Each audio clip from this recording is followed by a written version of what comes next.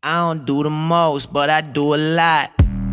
I'ma make a toast, Great. cause we still alive. But that No does big. mean like I feel being like in the pop. problem solving mode is Shoot very a shot. important. And if you guys, I know you guys are Coming just in. joining us, thank you so much. But we just had like a tech episode. And quite frankly, all I had to do was restart my computer, so it was on my end. I thought it was on her end, and I just had to restart, so it was on me. How about that? Coming in. Listen, that's what the men always think. It's on our end until they're Oh, proven see, we're starting different. early. We're gonna start early today. Okay, I see. Oh my goodness. Thank you guys for joining us. This is the Understanding a Man podcast, and when I tell you, I'm super excited this evening or this morning or whenever that you guys are watching this. But so this is the start of our new season, season 4, and I don't think I could have started this any better for this person I'm going to bring on board today. But again, those of you who have been liking and sharing us on social media, thank you so much. Continue to follow us on Elam B King on all platforms.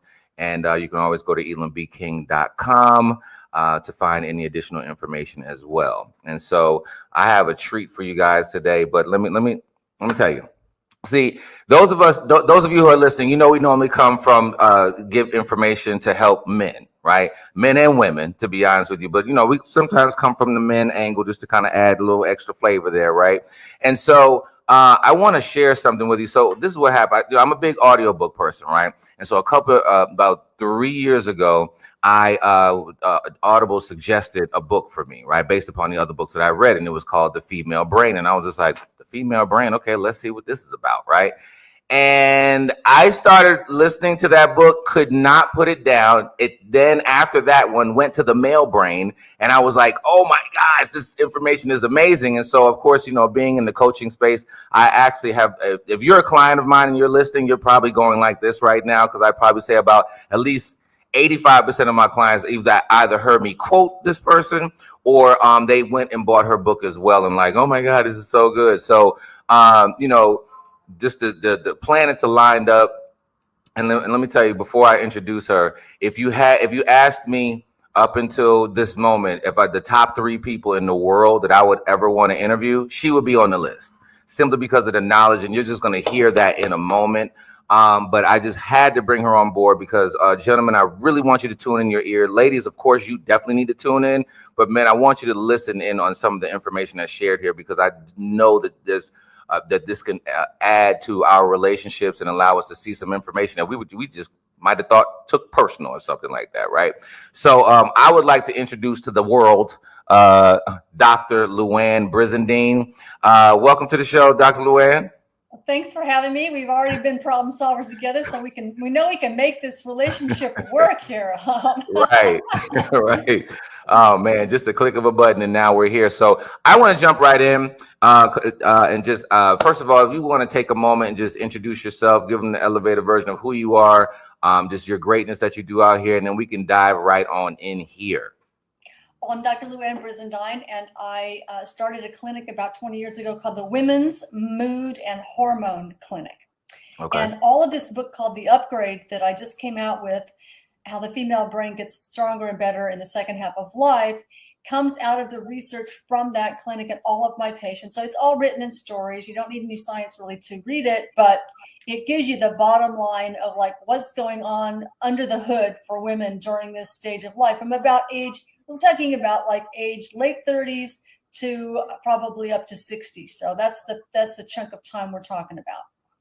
And so, you know, and really, I'm not finished with the book, right? I'm not. I got maybe about a third of the way through, and I was just like, wait a minute, this information, because even though it hits that bracket, I want to say that it kind of answers even for those that are in their 40s and 30s. You said what was the age bracket again? From where? About 35 to 65. Yeah. Okay. You said 35. That's what I was saying. So those of you who are, and then those of you who are in your 20s, y'all need to be like this, like just looking. Because it's not if, but when this space starts to come. So, again, Dr. Brizendine, I try to share some information, helping from a relationship perspective. So I want to just move right in and just kind of talk about how is understanding the changes in the mind important for a couple during the upgrade time frame.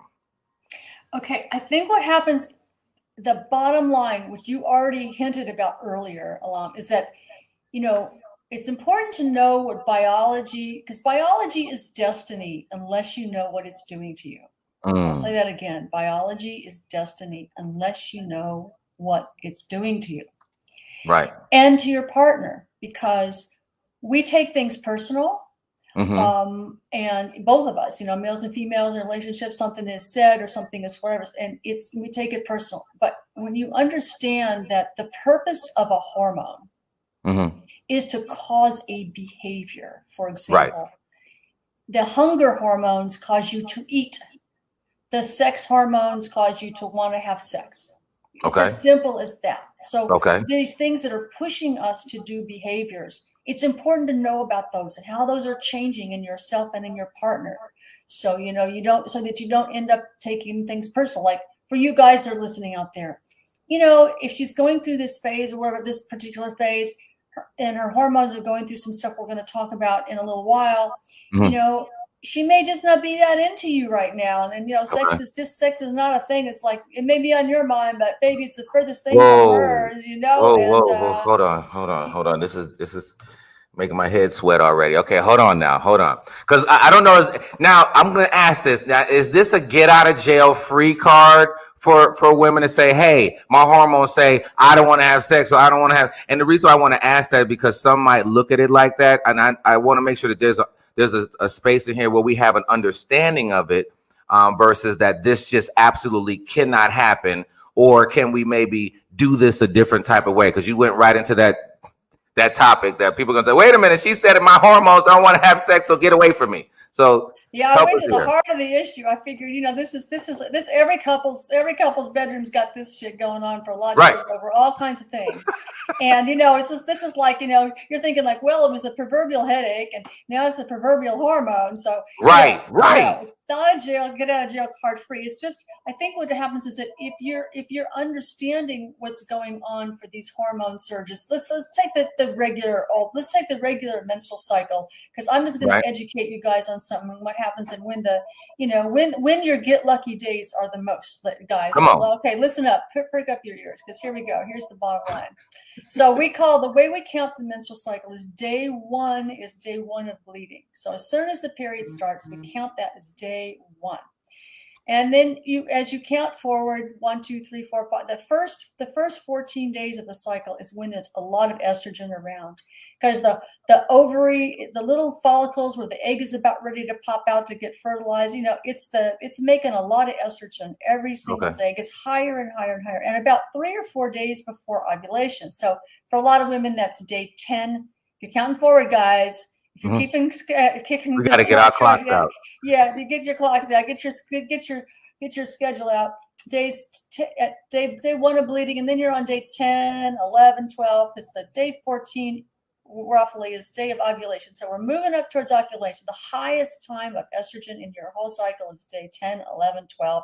It makes women become a little more flirtatious. You put on a little more makeup. You may just dress a little sexier. You're kind of like on the come hither, because, Mother Nature made it that way so that women would be looking for the best sperm. That's what you're doing on those days. You are out there looking for the best sperm. You may not know it, but that's what you're looking for. Can we stop right there really quickly? I think that's very important. Because you said in the beginning that your hormones, basically with regard to your mood, it does what? Your hormones? Hormones, the purpose of a hormone is to cause a behavior. Right. So in this moment, you're saying that, hey, y'all think that you might be looking cute and all that. In actuality, whether you want to have a baby or not, your body is saying, hey, you should be looking for somebody to have sex with during that time. Absolutely. It's all the come hither thing. Your pheromones are like attracting him. He doesn't even know it, and whatever, it's like you guys are looking. I mean, our whole purpose, females' purpose, in those days, we want to look the most attractive we can to guys, because Mother Nature has you out there looking for the best sperm to get pregnant. I mean, that's just how it's procreation. It's survival of the species. So that's how we're wired. That's how we're wired in there. So those days that are about the 3 to 5 days before ovulation. So we count days 10, 11, 12, 13, 14. And also women are much more verbal and chatty in those days. I tell my female students, like, plan your oral exams on those days. You're a little bit more on top of your game. You're more, all of this stuff. And also women's testosterone level is highest at that time. which is the hormone for females and males that make you want to have sex. Right. So That's why I'm shaking my head like, now that one I knew. I remember listening to that. And so you guys always have you guys have 10 times more than we do all of our lives. You guys always got 10 times more than we do. But our biggest the biggest amount we have in our regular cycle is about 10, 11, 12 days past when the bleeding started. So a few days before ovulation. So if you're counting if you're counting guys on that, it's like day 1 of bleeding, count forward 10, 11, 12 days. And those are get lucky days. And that's what I want to ask. So are you saying that we got a 4-day window at best every month and that's it? And then after that, it's on the decline? Is that what you're saying? It's better than nothing. Oh my gosh! Wait a minute! No, do not. I think I'm gonna delete that part out. But I think. But here's the thing. I'm joking, but I want to be. Not that women don't want to have sex at other times during the period. That's the thing that we do. It's not. It's like that's when everything is working. All the lights, baby, are green. That's green, green, green, green, green. All the lights are green during those 4 or 5 days. So that's when fertilization of the egg can happen. That's when your whole body is like on the green light as a woman. So I gotta say this. So you're talking about 30 days. Okay, in 30 days, you're saying, ladies and gentlemen, but particularly gentlemen, that if you're having some difficulty in this area, maybe the bedroom action is not popping off the way that you wanted to, if we had a place to start, because I actually do want to use this as at least as a place to start for some people who might have zero to maybe one time that they do it a month, right? But if you want to see if you can get like a 4 days that you can maybe at least get 2 or 3 in there, it's day 10 through day 14 for at best. Absolutely. That's really window, serious. Yeah, but it's you're right. I mean, I think to think about it as a time to start when things haven't been going great, because it's like I love that. I love that. It's like anything. It's like if you push on a locked door, you're not going to get in. If the door is left ajar and you push on it, you're in no problem at all. And that's what's going on during those 3 or 4 days, of the month. So it's just like easy. Yeah, I like that statement. And I got to say this. I want to put it like on a sign, because a lot of times when people are having challenges, there's no start place. They keep going to the same place. So I love that analogy. So if you had a place to start, if you need a place to start, gentlemen, and even ladies as well, start in that 10 to 14. So get your calendars, and you might have to talk to us about how to even do that, Dr. Brizendine, of how to do the calendar. But so step 1 of that 10 to 14 day is the best time to get through that window. Okay. All right. So gentlemen, guys, there's a lot of apps. There's apps you can put on your phone, you guys, that you can just track her period on that. They're apps. There are a bunch of apps out there that we women use to track our own. So you can just download that yourself and track hers yourself. You may not want to tell her it, but you might. I don't know. It's a negotiated settlement, that is.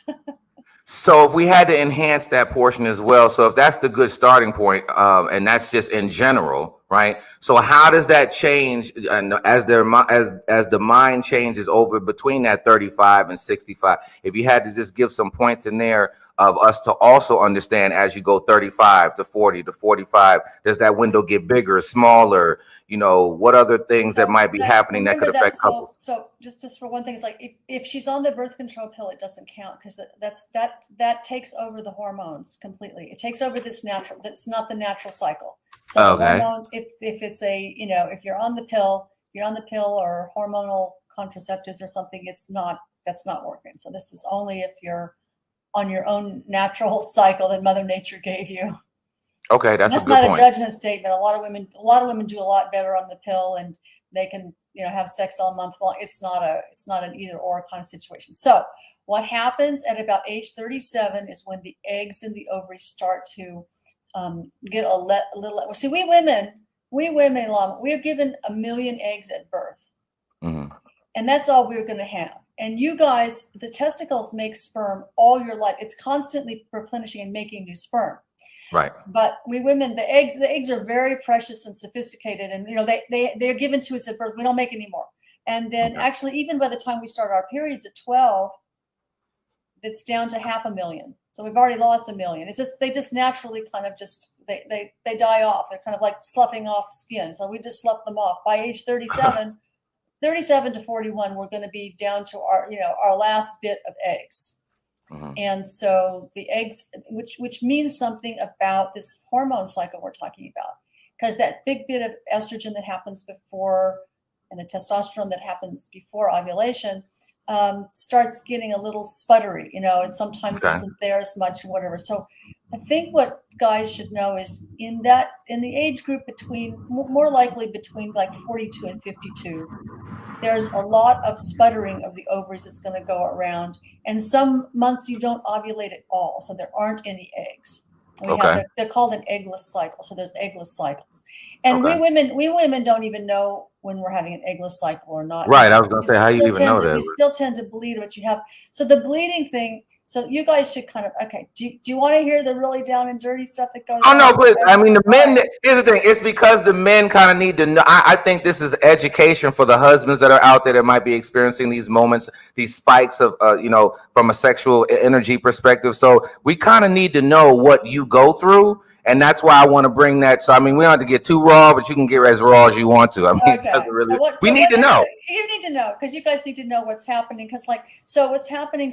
All right, so let's just take a moment, and if you are looking to purchase the upgrade, I'm going to ask you to go to LouannBrizendine.com to purchase the upgrade. We are going to continue to have an amazing discussion about this book, but again, you can go to LouannBrizendine.com to purchase the upgrade book. If you are looking, of course, to purchase anything from myself, from Elam B King, you can go to elambking.com. Let's get back to the conversation about the upgrade. Because you're getting more blood in the uterus during this time because it's not doing its normal cycle. So, and you're not feeling very sexy when all that happens. Let me tell you, it's just like hold on. But let's stop right there. This is the reason why that I feel like that we need to know, because you're not feeling sexy because of the natural things you go through, and here I am with all this testosterone. Like, what's wrong with you? So that's the reason why I feel like that's important to share. Yeah, and so and also I think if our libido isn't quite what it is because we're not in our normal kind of cycle at that stage, we also kind of start we women, I can remember, you kind of start blaming your partner, like, well, maybe he's not as good a lover as I thought, or maybe he's just lost his touch, or we start to kind of think, well, maybe it's him, maybe he's lost his touch, maybe it's whatever, and so I think there's some blame that starts to go around both ways, And guys tend to think when you're being rejected, like when that door is locked, when that door is never even open, when that shit's going on, I feel for you guys, because it's like you don't know what's going on with our biology. You don't know that we're having all this really heavy bleeding and that our hormones are like in a different state during this time of what I call in the book as the transition. And it's good for you guys to know that, because it isn't you. It isn't you. I mean, and the only part that is you, is if you keep banging on this locked door, then we start to get really annoyed, because you're just thinking like, hey, dude, I just can't do this right now. Mm-hmm. And so don't take it personal. It's just a phase of our lives as women where we're going through a lot of the biology change of our reproductive system is, losing its eggs, and there's a lot of heavy bleeding and stuff that goes on during this time, and sometimes the uterus gets fibroids, so intercourse can be a little uncomfortable because we get these like fibroids in our uterus, some women do, or your bladder gets to be really sensitive because of the change in hormones, and the estrogen makes the vagina really moist, and the lining of the vagina and the natural lubrication of the vagina can get very, very almost non-existent this time. And so you can imagine, like, if you put a penis in something that's not moist, you can tear it, and that'll hurt a little bit. That'll hurt. And the thing is, the vaginal tears, once there's pain, think about it. If you see a nail and you step on it once, you're not going to step on that sucker again. Right. The body's pain system is saying, like, lady, do not do this. Don't get that thing near me, dude. I don't want that thing. It's like, that's interesting. Pain. So if she's got pain, so one of the things you guys can take a little charge of, if she's got pain or that hurt a little bit, or you're getting that kind of feedback from her, then you really got to go for serious lube. And there's some really great lube out there, but you gotta and you guys may be the ones that need to go buy it and introduce it to the, to the lovemaking session, because, if you cause somebody pain, even though she may want to in her head, it's like the minute you start doing it and it's causing pain, she's like, she may finish that session with you, but she's not going to want to do it again. And oh gosh, okay. I got my notes over here, so I got questions. Okay, so actually comments and questions. I see your hand up there, Elam. I see your hand up there. Because this is good stuff, because okay, so let's go to, you said you start thinking, oh, both sides, maybe you lost your touch, maybe you lost your touch. So this is when I start getting the phone calls, right? From a relationship coaching perspective, because the person will call and say, well, this person is not. And do I hear it from men as much as women? I hear it from men way more, obviously. But that space that maybe I'm not doing the right thing. Maybe you should pick the kids up more. Maybe you should do this. And we start walking around the house with different things going on, or maybe it's job, COVID, whatever, when in actuality, it's your body reacting and your hormones pushing you in a certain direction. Because I think that's key when you said the pain, and then in your mind, it's basically saying, I don't get that near me. And I'm over here taking that real personal. Of course you are. Of course you are. And of course you are. How could you not be? Right. Could you not be? Because this is something that's maybe always worked between you, and all of a sudden it stops working, and you're just going like, maybe she doesn't love me anymore. She doesn't want me anymore. I mean, I think we women don't understand how much you guys associate the rejection of sex as being that we don't love you. Where honestly, don't you feel that it's like we often have. We're having bleeding, we're having pain, we're having hormones that are like going to the basement, and we don't have our usual libido. I mean, it can be that, if you guys knew, I mean, sometimes the woman, we don't know ourselves sometimes, we sometimes start to realize it as we reflect on it and we think about it. But sometimes when it's happening to us, we don't even know. Right. For a while. I mean, then we get, we can get with a program and figure it out and go to the doctor and get some hormones and try and fix the situation. But you guys feel rejected of it's like, if someone doesn't want to make love with you, that's always made love with you, what are you going to think? You're going to think like, she doesn't love me anymore, or maybe she's getting it from someplace else, you know? Right. And these are some of the things that I hear that come in my ear, and I'm kind of like, have to redirect it. And I think that this is so key. Because that rejection is, especially if you've never known it before, that's huge. And then, I like how you also said for the men to maybe introduce, any lubrications or whatever case to be. But that will come from how do we know that we're in that space that we need to do that? If like sometimes you're like, if you go to insert the penis and she goes, ow, okay, or she pulls back from you, that's like, something down there isn't working good, Okay. And so would it be an ow every time, or maybe because ladies, sometimes y'all just take it and keep on going, and we have no idea. We do. Women do that. I'll tell you, this is the truth. You're going to hear it. You're going to hear the truth. We ladies just take it and keep on going because we just want to get it over with. Right. So you're saying, so is it so for men we need to start asking just in case, should we, if we're in between, if our spouse, if our wives, if our girlfriends are in between 35 or plus, should this be something we just start asking to make sure that they're comfortable with communicating it? Yeah. I mean, I think it's if you want to have a long-term healthy sexual relationship with somebody, you got to look for the signs and signals, a bit, and, you don't get, so women, as women's hormones change, like in their late 30s, early 40s, you don't get as wet down there because you're just not making the same amount of hormones. So you guys can look for the signs too. If she's not getting as wet, and, you sort of got to notice it. I mean, different couples have different lovemaking, attributes. I mean, there's a lot of, whatever. If someone's very used to giving oral sex before you have intercourse, it's probably going to be easier during this time for those couples that do that first, because then you're at least checking out the place you're going to go pretty soon. You're checking it out. I like that.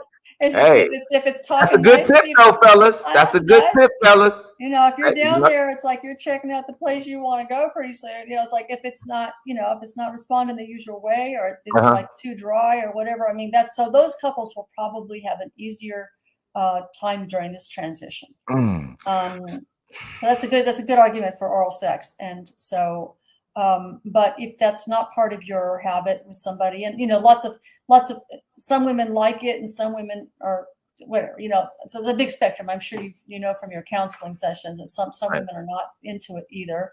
Right. So then that's the time when, you know, you at least with your finger, you know, you may kind of test the waters first with the finger. If it's feeling a little dry or something, don't go there. Don't go in there. Do not go in there. Do not enter. That means her body has the door shut, and you either need some lube, or something at that point. Or yeah, that's, oh my gosh, gentlemen, pay attention. And I think that this is important because now if we had to put this in a moment of communication wise, would it be that women, are you saying to women today that you need to communicate more because we don't know as men?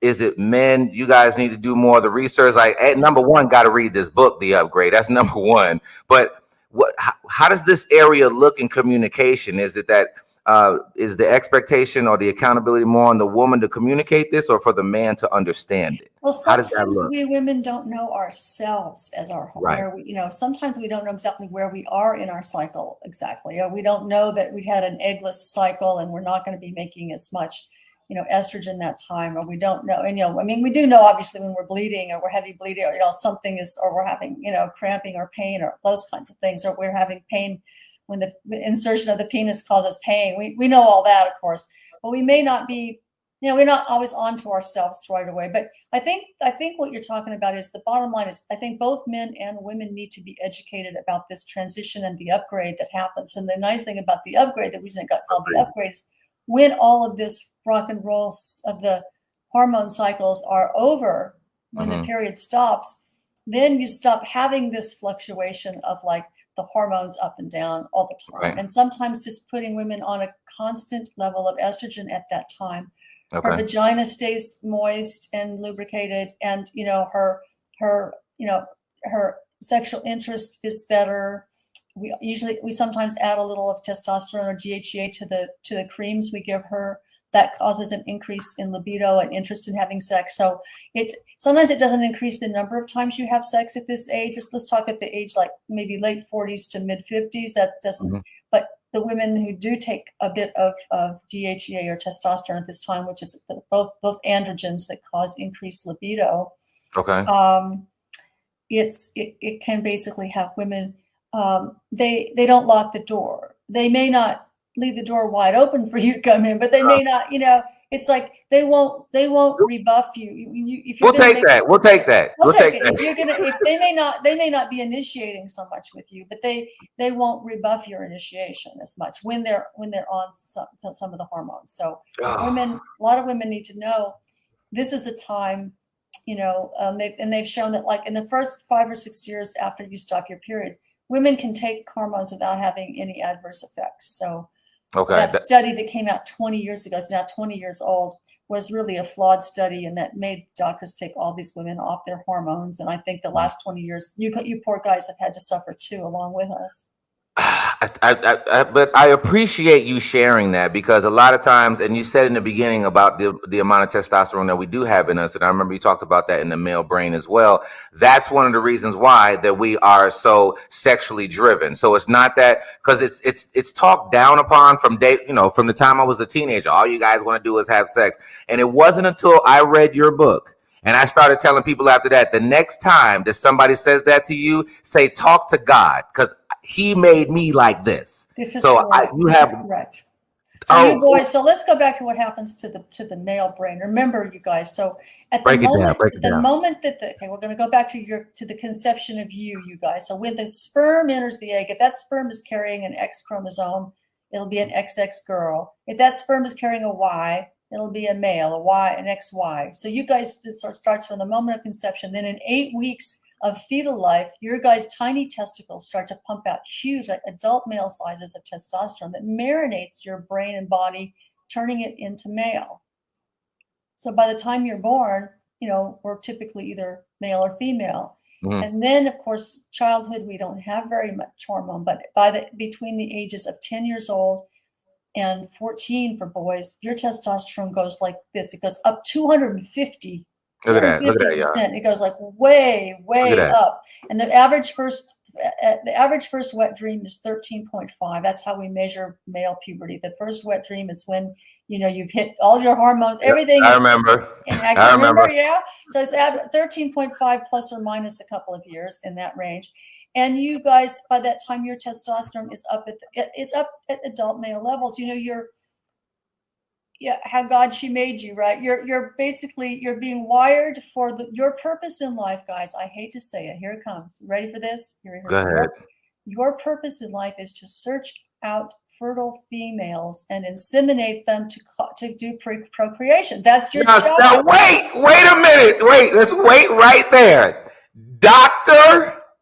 Louann Brizendine, I need you to repeat that for once. And the reason why I want to do this is because it's been spoken. I'm kind of joking, but I want to be for real, because the way that we are, every guy knows this. How it's spoken to us is if we're just like these horny little thing with the pink thing hanging out, dog running around, right? And is there a level of discipline that needs to be added in there? Absolutely, yes. But just the thinking of it and why we do it. Can you repeat that one more time for the audience, Dr. Brizendine? So the way Mother Nature made you guys is that you guys have high testosterone, which is going to run all the brain circuits, all your body circuits, your penis, your testicles, all of you. Your job is to search out fertile females, inseminate them, and procreate the species. Now, of course, that doesn't mean that we don't have to learn to be civilized, like you said, all that kind of stuff. But you need, like I say, I'm a hormone doctor. And he's like, the hormones cause a behavior, and for you guys, the testosterone is supposed to cause a behavior. You're supposed to go inseminate fertile females to procreate the species. Now, that's what's under the hood for the wiring. I mean, where you guys go. I think that's important, even for young men that are listening. They're wondering why I feel this type of way, and even for men that might feel why I feel this type of way. I mean, now again, discipline is in order, and things of that nature. But this is where the wiring comes from. So you have that freight train running towards what would be a stop sign at times, based upon the hormones and how they're moving. And that's why I think that a big level of understanding here is that sometimes it's not the other person's, the way that they feel and love towards you. And so, and for a physical touch love language person, it's important even more for us to hear that, because saying no sexually is like, you don't love me. It's a direct correlation.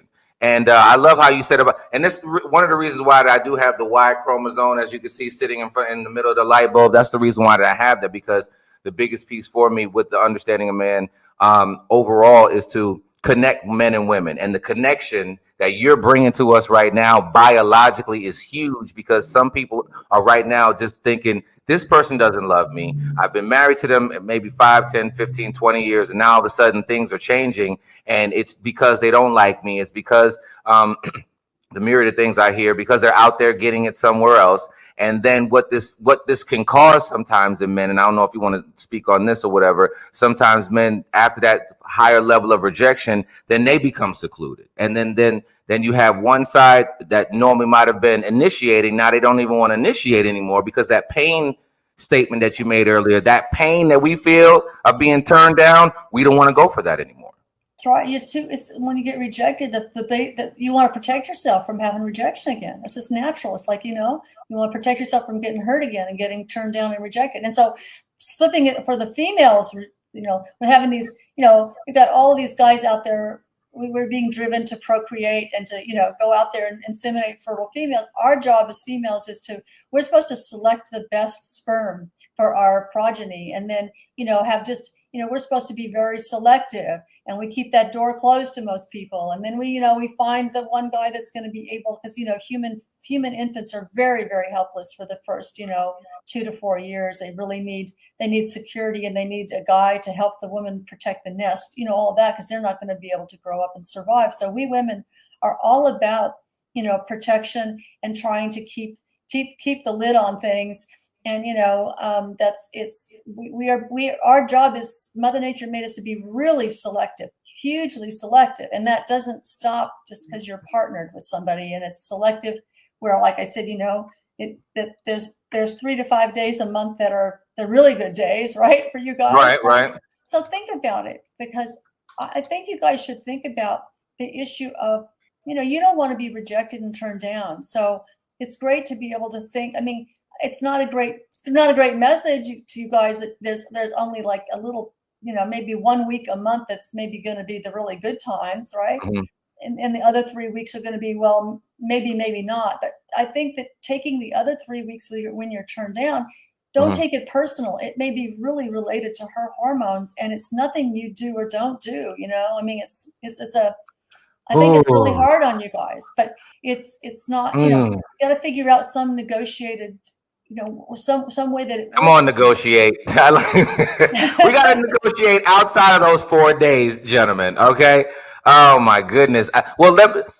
Listen, this was question one. Question one had subsets because you kept on pulling out other stuff. I mean, we got like 4 or 5 more questions, but I want to go to this one right here. And then maybe we might have to come back and do a part 2, Dr. Brizendine, because you're dropping gems. And I don't want to rush through this, because us as men, we really, that last statement that you just made of